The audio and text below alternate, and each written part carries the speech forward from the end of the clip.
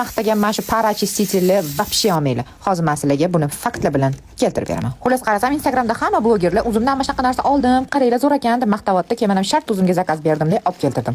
Ichlarim pishib ketib uyga keldimda srazi ochib buni ishlatishni boshladim. Vроде hamma narsasi joyida, hamma narsasi bor. Narxlari ham unaqa qimmat emas. Yetishda kommentariyaga narxini yozib qo'ydim. Bilaman, bor so'rab yozasizlar. Xullas buni moshisini ko'raman deb gazimni o'zi ham 2 kun tozalamadim. Shu oshxonaga kirib uborka qilishni boshlaman. Ya'ni endi ko'ringlar. Hamma joyda ko'zimga kir ko'rinaveradi-yu. Necha yildan beri bekinib yotgan kirlar ham ko'zimga ko'rinib chiqaveradi. Burchaklar ham qolmaydi. Hech qat qolmadi o'zi ham. Qandoq qilib uborkaga 4-5 soat vaqtim ketib qolganini sezmay ham qolman. Xullas, to'zib o'tirmayman-da, sraz yomon tomonini aytib qo'ya qolaman qizlar. Bu apparatni olganingizdan keyin yillab sizni ko'zingizga ko'rinmayotgan changlar bormi, kirlar bormi, hammasi ko'zingizga ko'rinib ketib, hammasiga g'ashiz kelib, tozalamasangiz uxlolmaydigan bo'lib qolar ekansiz. Xuddi ana tirnoq ichidan kir qidiradigan qaynonalarga o'xshab qoldimi uyda yurganimda. Hazil bilan o qizlar, bitta uylarga shunaqa apparat olib qo'yinglar.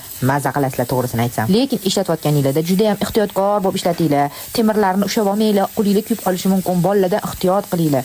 Lekin ishlatsanglar maza qilib ishlatadigan apparat ekan. Zo'r bilasizlarmi nima?